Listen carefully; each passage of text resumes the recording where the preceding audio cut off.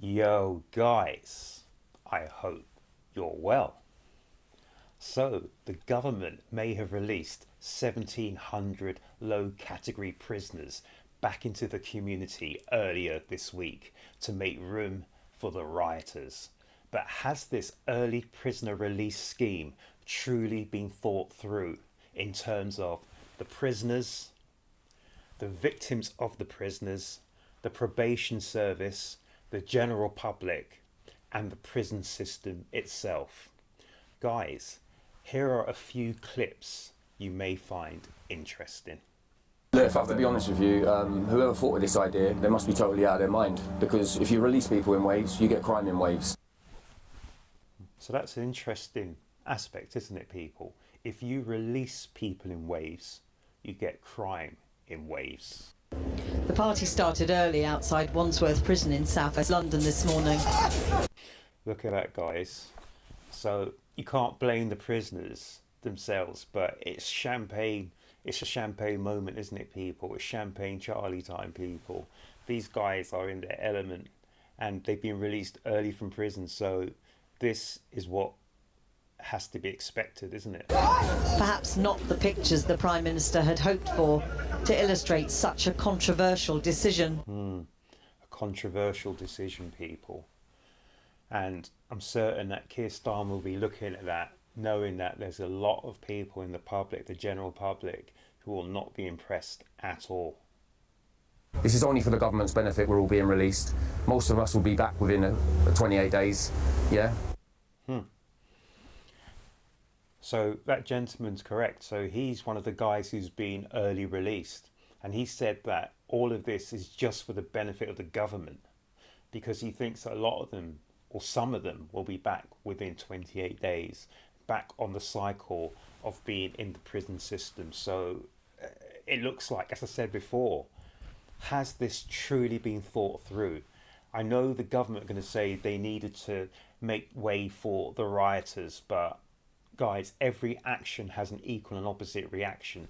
So it's going to be interesting to see if there are going to be any repercussions from releasing certain of these prisoners early, and how many of these guys, so far 1,700, but I think it's going to be around 5,000 in total in this early prisoner release scheme. It'd be interesting to see how many of these guys and ladies reoffend, and how soon, and in what ways they reoffend as well, people, and how many end up back in the prison system.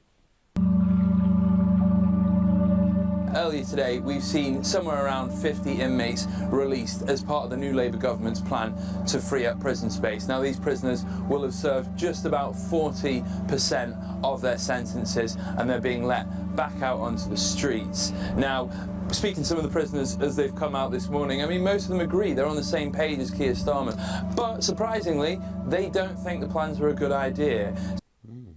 Surprisingly, even the prisoners don't think the plans are a good idea. Some of them have said, you know, look, these prisoners, they're not suitable to be out in the general public. Some of them not suitable to be out in the general public. said they don't feel rehabilitated. Some of them even explicitly said, as they're strolling right out of the prison, that they will go on to reoffend. They don't feel rehabilitated, but they're being let back out into public, the general public, back into society, but they don't feel they've actually been rehabilitated. That is not good news, people. I have to be honest with you, whoever thought of this idea, they must be totally out of their mind. Because if you release people in waves, you get crime in waves. It's as simple as that. And you think that's going to happen then? It's already happened. It's already happened once. They've already released early, and they've already got them people already back in jail. But if they want to help people, start helping people, give them a bit of when they get out or something. Yeah? Not just releasing people to get on with it. So he says, don't just release these prisoners and wash your hands of them. You need to help them to make certain they stay on the straight and narrow, make certain that they don't re-offend, to make certain that they have been rehabilitated. What steps have you put in place to let these 1,700 so far even have a fighting chance of getting back and reintegrating into the society, into the system? What have you done? Lack of support, just letting people go out on their own. That's the trouble 100%. then. This is the only time I've ever had help is today when I walked out and they give me a phone. That's the only help I've had They in give you 20 what, sorry? They give me a phone. Okay, all right. One of the charities, Catch 22. So at least someone. I love that. So he said that the only help he's had has been from a charity. They gave him a phone, and the charity is called Catch 22. If any of you ever get the chance to read the book or see the film Catch 22, you'll understand why it's such a apt name. It's almost like the insane leading the insane.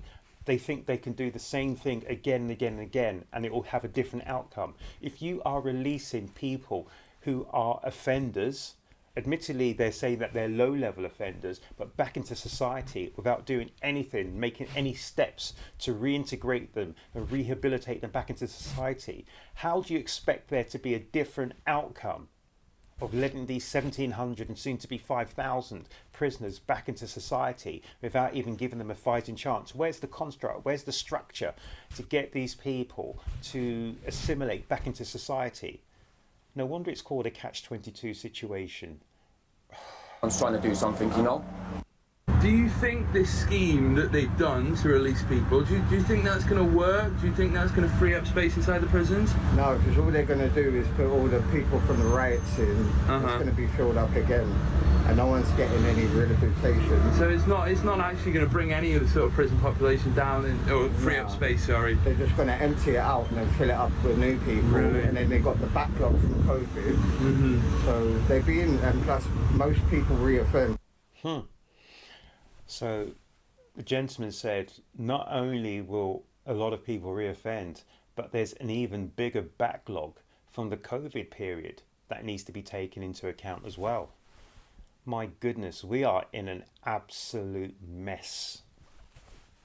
In nearby Brixton, Stephen Quinn is one of the 1,700 prisoners who were released across the country as part of the government's plan. A long history of drug addiction has seen him in and out of jail for 27 years. This last conviction for commercial burglary. If he feels lucky to be out early, he seems certain that luck won't last. When people come out, they need help, miss. You know what I mean? And we ain't getting that help. When people come out, they need help, and we ain't getting that help. I hope the Keir Starmer government is listening to this, because this is absolutely shocking. A man walks out of prison with a duffel bag, £86 in cash. Well, where's a man going in life? You know, I'm telling him, go to probation. What am I going to do when I go on probation? I'm going to go probation, I'm going to sit there, I'm going to get bored, I'm going to start going back into my old ways. Maybe I might smoke drugs again, I'll go out, I'll start committing burglaries at night. Next thing you know, I'll be back in jail. Because this is what happens. Wow. As much as this guy has done some criminal activities, they said his last sojourn in the prison was because of commercial burglary. This man has actually talked more sense in a minute than I've heard from anyone on the Starmer government when it comes to prison reform, and what they should be doing for the prisons, the prisoners, and for the victims of the prisoners. This man has talked more sense in 1 minute than these guys have talked in years. I'm being honest, I've got not much faith in that sense. Every time before I've been recalled, so I ain't got much hope this time. This is only for the government's benefit. We're all being released. Most of us will be back within 28 days. Yeah. Wow. Like prisons up and down the country, HMP Humber has released significantly more prisoners today than normal. At the best of times, prisoners are often released homeless into the care of an overstretched probation service. But right now, probation faces almost as big a crisis as the prisons. Probation faces almost as big a crisis as the prisons themselves. Too few staff, critically too few experienced staff, and now this huge jump in workload. The risks? Prisoners reoffending and being recalled to prison, defeating the object of the plan in the first place, or worse, harming someone in the process. That is the scare, isn't it? Not only harming someone in the process, but potentially going back to their previous victim and maybe either hassling them, harassing them, or doing something worse to them. So we haven't taken into account the damage, the psychological damage that these prisoners have done to their victims of their crimes. And for them to find out that these people will be released early, and some of them haven't even been informed, could be absolutely damaging to the utmost extent. I really, really fear for the victims of these prisoners, people. For many victims of domestic violence, today is one they've been dreading. Although the government excluded domestic abuse, sexual and serious violent offenders from the scheme, those with a history of abuse may have been released today if they still had time to serve on a lesser offence. Campaigners fear many of their victims may not know their perpetrator walked free today. Now we have to roll up our sleeves and change our country. While he listens to the Prime Minister at the TUC, the head of the probation union wonders if the government is listening to them, describing the early release scheme as a ticking time bomb which could put the public at risk. A ticking time bomb that could put the public at risk. So the early release scheme is a ticking time bomb. And as I said at the start of this, has this actually even been truly thought through from beginning to end, this whole construct? I don't think they've thought this through properly. I really don't. Probation service ready for this? I'd say not really. We are suffering from the workload issues I mentioned. We are suffering from huge vacancy rates across the country, the probation regions.